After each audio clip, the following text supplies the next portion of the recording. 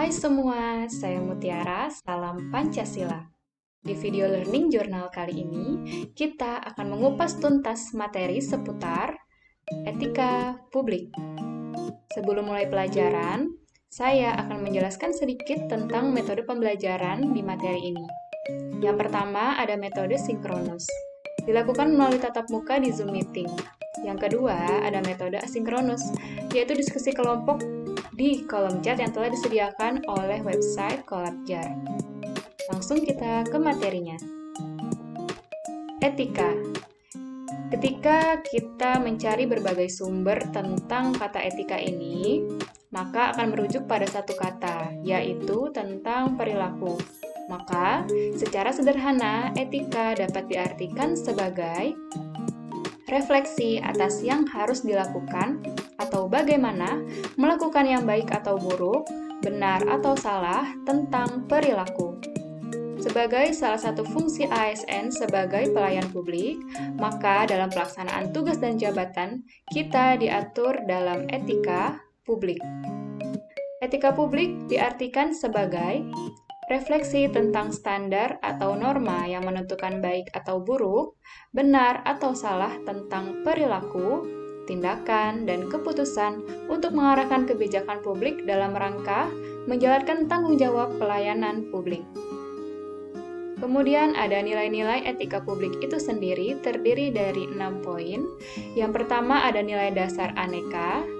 Aneka ini terdiri dari beberapa unsur kata yaitu akuntabilitas, nasionalisme, etika publik, komitmen mutu, dan anti korupsi, di mana pada materi ini kita berada di huruf E pada kata aneka. Yang kedua ada kode etik ASN, yang ketiga ada ramah, yang keempat ada profesional, yang kelima ada sopan santun, dan yang terakhir ada tidak diskriminatif. Ingat ya, sebagai ASN kita harus melayani dengan sepenuh hati seluruh lapisan masyarakat, baik kalangan atas, menengah, maupun bawah. Nah, dalam pelaksanaan tugas dan jabatan, kita harus berada dalam kode etik.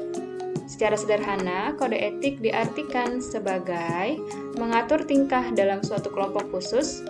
Sudut pandangnya hanya ditujukan pada hal-hal prinsip dalam bentuk ketentuan. Nah, sebagai ASN kita diatur di dalam kode etik ASN ya.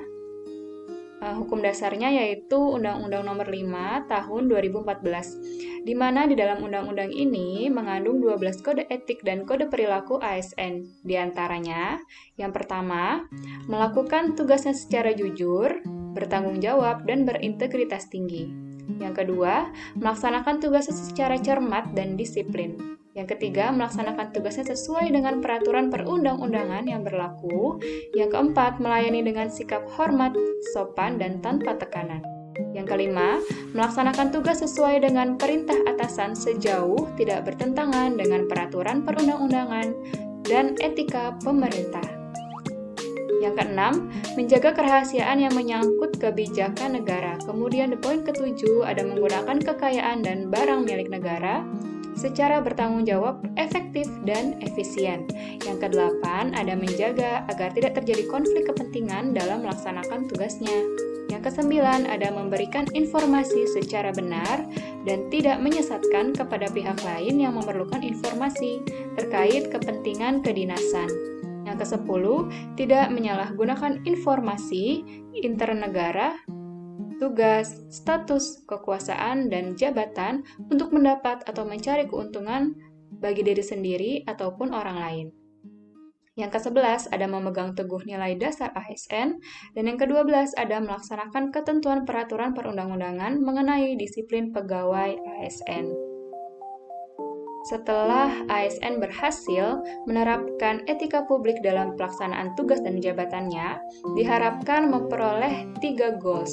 Yang pertama, pelayanan publik yang berkualitas dan relevan. Yang kedua, sisi dimensi reflektif sebagai penimbang dan alat evaluasi. Yang ketiga, modalitas etika jembatan antara norma moral dan tindakan faktual, di mana ketiga goals ini fokus kita kepada ASN adalah mencapai goals ketiga ya, yaitu modalitas etika jembatan antara norma moral dan tindakan faktual.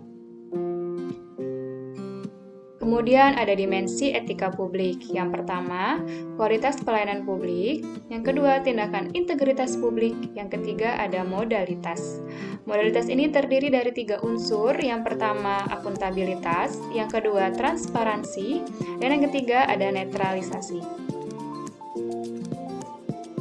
Dalam mewujudkan efektivitas, efisiensi, pembangunan, dan pelayanan publik, maka pejabat negara harus menerapkan prinsip akuntabilitas, transparansi, kesetaraan, profesionalitas, supremasi, hukum, dan kesetaraan. Bentuk etika dan implikasinya. Yang pertama, ada pentingnya etika dalam urusan publik. Jika aparat pemerintah maupun masyarakat sudah memiliki norma dasar etika yang kuat, maka kepatuhan terhadap norma hukum akan mengikutinya. Tindakan korupsi, penyalahgunaan kekuasaan, atau bentuk penyimpangan lainnya dapat dicegah secara dini. Yang kedua, ada konflik kepentingan. Konflik kepentingan ini artinya adalah tercampurnya kepentingan pribadi dengan kepentingan organisasi yang mengakibatkan kurang optimalnya pencapaian tujuan di organisasi tersebut. Nah, kalau konflik kepentingan ini sudah muncul, maka akan mengakibatkan yang pertama, penyalahgunaan kekuasaan, yang kedua, pengerahan sumber daya publik yang kurang optimal, yang ketiga, ada peningkatan kesejahteraan rakyat yang terabaikan. Lalu yang ketiga, ada legitimasi kebijakan. Tiap jenjang pemerintah memiliki lingkup masing-masing yang dipegang oleh jabatannya. Semakin tinggi dan luas sebuah kekuasaan, maka akan semakin besar pula implikasi penggunaan kekuasaan bagi masyarakat. Oleh sebab itu, azas etika publik mensyaratkan agar setiap bentuk kekuasaan pejabat dibatasi dalam norma etika maupun norma hukum.